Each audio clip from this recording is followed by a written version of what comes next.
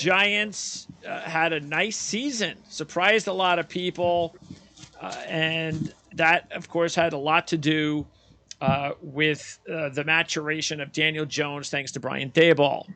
And so when we take a look at what they did in the offseason, they made the big trade, well, big enough trade to bring in Darren Waller to start at tight end. That was nice. They added a couple of free agent receivers, including Paris Campbell, who just needs to stay healthy. And defensively, they made some more depth kind of moves and a couple good fringe kind of starters, including maybe Okereke could have been the top name that they added. So I think it was a pretty productive offseason so far for the New York Giants. So what they have left, let's start on offense. First of all, let's start at running back, because just because they tagged Barkley, we know how that usually goes. A lot of times these guys get tagged and they're gone the next year. So could the Giants be thinking about that running back spot? I would think that they would, but I would think that it would be one of those things where let's see if we can get a guy in the middle rounds. Maybe we get lucky and we grab someone in the middle rounds so we don't have to worry about using a high pick next year if we lose Barkley. Yeah. Anytime a player's franchise, I would encourage a fan base to say, hey, this guy's not going to be here next year. I don't know for a fact, there is a shot that he signs a 3-4 year deal, whatever, right? But like right now, if you knew Saquon Barkley was not going to be here in 2024, what's your outlook on the position in this draft, right? You also look at the current depth chart that the Giants have. Matt Breida, Gary Brightwell, good players, role players. Not, the line I use there, you're not making decisions based on them around the draft. So, I'll give you a little sneak peek. We did a 7-round mock draft for the Our Lads draft guide. And that took forever, by the way. I can imagine. In the second round, I had the Giants, right? I gave them Jahmyr Gibbs. He was there. I think round 2 is as early as you could see a running back taken. Not necessarily for someone that's going to contribute, although if you get the right skill set, you don't want Saquon on the field for, 80-90% of the snaps every week. It doesn't work. He's not that durable of a player, right? You even saw a few things catch up to him last year. It was his best season since his rookie year, but he got banged up. And I think you always need a plan B. And this is a team that's now going for it, right? If you ask them, they think they can win the NFC East, right? Bitter taste in their mouth after getting their butt kicked against Philly in the playoffs.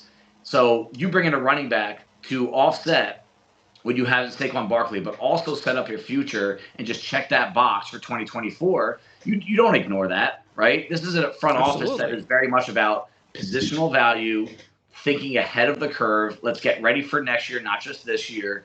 And running back is definitely a part of the discussion. Not round 1, but round 2, it could happen there. At some point, they are going to add a running back, and it could be anywhere in the draft, including their second pick. And because they added Waller, they don't have to worry about tight end. Yep. And they added Campbell, also depth pieces. They added Jamison Crowder. They added Jeff Smith.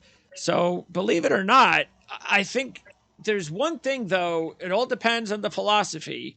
But I still think that if like a Quentin Johnson was available, a guy with a little bit of size, more of a size versus speed, because they got the speed. They got the little guy speed guys. They need, I think, a bigger body. And I'm not saying Johnson's the biggest guy, but, maybe you're thinking of that first round, or I don't know if there's like a second, third, or fourth round guy with size that you think would be a good fit. But they could go into the regular season with this group and feel okay.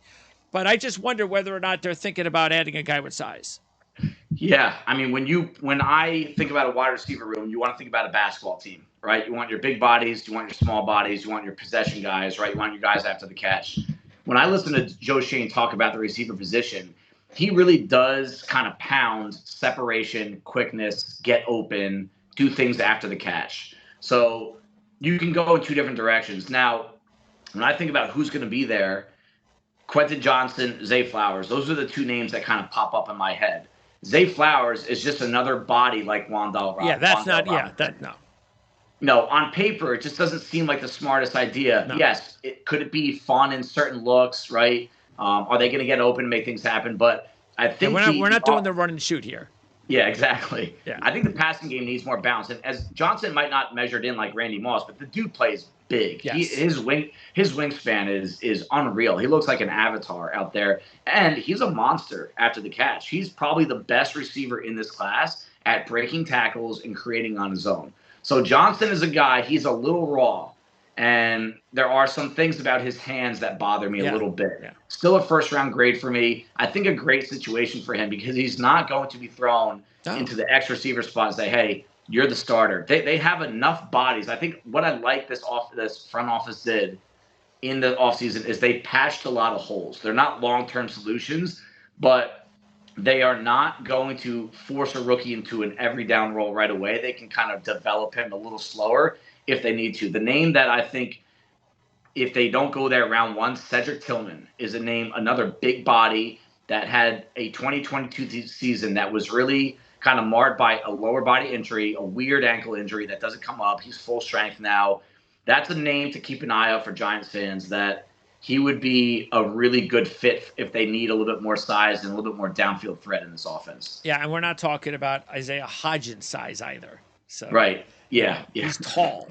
Right. That's not what we're talking about. So, but again, if they decide to pass on it, then we'll know how they feel about their receiving unit. As far as the offensive line, you wonder, it's only 1 year. And they do need, talent-wise, they need more talent on the interior. Definitely. They can use another guard to eventually take over for Glowinski. If they feel their third-round pick last year is their long-term answer at the one spot. I think Bredesen is just kind of a guy that's waiting for maybe an upgrade at some point, but maybe they'll live with him for another year or two. And Neal, again, I don't know if they now that they've got him in the room and they've had an opportunity to play him, what do they think about him? Do they think, all right, he'll be fine. He just needed to get out there. We're going to work with him. He's going to be okay. Are they thinking about moving him inside? Are they really afraid now that they made the wrong decision and that they have to add another right tackle in the draft? So I don't know. I think that's something that we won't know until draft time. Yeah. I mean, the interior of the offensive line, they lost their starting center in Feliciano. Not a huge loss, but it is the guy that started in there. They lost Nick Gates, who was a pretty valuable piece, really good story. Came back from a severe broken leg injury that almost ended his career. But look at all the names along the offensive interior, especially that left guard. They haven't. They lost the two guys, and they haven't replaced them yet. Right, and they're going to sell you on Ezadu, Jack Anderson, Shane Lemieux, Ben Bredesen, right? And hey, great competition, and I think all those guys do make it a deep group, but they don't have the answer yet. And Ezadu is probably the highest upside guy player in that draft, second-year guy out of North Carolina. He's coming off a neck injury, right? And you got to be a little careful with those things, especially with the offensive linemen. Bredesen, like you said, not the long-term answer. Don't think Shane Lemieux is either. He's missed more football than he's played. So guard is definitely a spot that if they have, let's say Osiris Torrance falls down into their 25th pick, and they're convinced that he's a good enough guy that can come in and start right away, I think you run to the podium, you hand that card in, and you just try to make this offensive line as dominant as possible. What about the other kid from North Carolina? The fifth-round pick. The kid that Esteem Richards? McKeithen? Oh, McKeithen, yeah. I mean, he tore his ACL during their preseason scrimmage at MetLife, right? And new turf this year. Hopefully they can put an end to all these torn ACLs there. But they liked him a lot athletically. Physically, the gifts are all there. Has not proven to be a really consistent football player, right? The skill set's there. The tools are there. But he hasn't put a lot of good football tape together over the stretch of the season yet. So if you get something out of him, great. I actually think they might view him as their backup tackle in time. He's got that skill set in that body. Wow. So okay. Yeah. All right. And on defense, they are in a good spot with their top three guys. And really overall, because of the move they made this offseason as well. So I think they're in pretty good shape along the defensive line. And as far as the edge rushers, Thibodeau was their pick last year, so that was nice. Ojulari can add a little bit of that to your room. So overall, I think that, look, you could always use another edge rusher, but I don't think it's like a major issue for them. Middle linebacker, you're not going to rely on Jared Davis, that's for sure. McFadden is the guy to keep an eye on. But middle linebacker, if they think McFadden is just kind of like a role guy, that could be a major pick for them. That could be a round 1 pick. Yeah, if they did not sign Okereke in free agency, you'd walk into this draft saying this team needs a linebacker. Major, yeah. Between Gerard Davis, you get the veteran presence there. They signed him late in the year. He flashed, but you know what he is at this point in his career. The McFadden, really good interior run defender, but the further out into space he gets, especially in coverage, there are issues. The one name to keep an eye on is another guy that tore his ACL during training camp was Darian Beavers from Cincinnati. He was playing so well during training camp last year that it looked like he was going to be the starting inside linebacker over Ty Crowder. Okay. So he's going to, he'll be 12 months removed from the ACL. That's a name to keep an eye on, and I loved him. I thought that was the best value pick of the Giants draft last year because of who he's matched up with schematically. Wink Martindale uses this versatile linebacker as well as anyone. He was an edge rusher at Cincinnati. He was an inside linebacker at Cincinnati. He's physical. He's nasty, a better athlete than people think. So that's a name just to keep an eye on as he comes back from the injury. Again, another spot with a lot of competition, but they don't have the answer yet. So linebacker is on the list for adding another body there. And you have to kind of think what does Wink Martindale like to do with his inside linebackers? They need to be good blitzers. And I think that's a big part of their pass rush is being able to kind of create that, matchup problem where they can beat a one-on-one blocker and red to the quarterback. Well, if they were looking, if he was looking for someone like that, round 1, would we be looking at Simpson? Would he be the top guy based on what you're talking about? It's tough. Drew Sanders is the guy that I think that would probably be the best schematic pick. I personally, if the Giants say, hey, Giants need to take an inside linebacker, who's the best fit? Jack Campbell, to me, would be the safest answer. But Drew Sanders is a guy that, like Beavers, right, if they're going to try to get another option like Beavers, he's a pass rusher. His best tape at Arkansas was as an edge rusher. And I think he had 9 sacks, right? He was the 5-star recruit at Alabama, couldn't get on the field.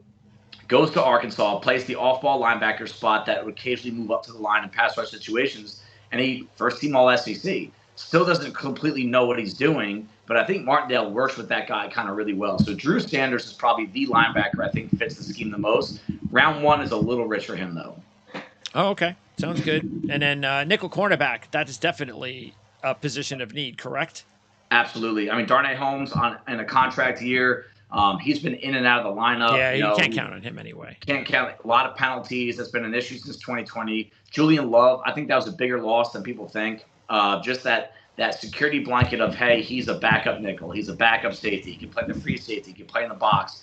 They don't have that guy, and there's a couple of them in this draft. So that's a name to keep up. They signed Bobby McCain to play that role this year from Washington. He's a holdover. I think he's a guy that, okay, fine, we'll use him. But if you can draft a rookie that is a better football player than him, also keep in mind, Xavier McKinney, he was drafted by the previous regime, and he's missed more football than he's played in his career so far, even though I think he's going to be a focal point of that defense.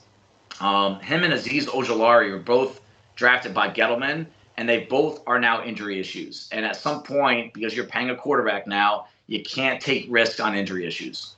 So what you're saying is you say McCain might play more nickel, and then Belton plays alongside McKinney?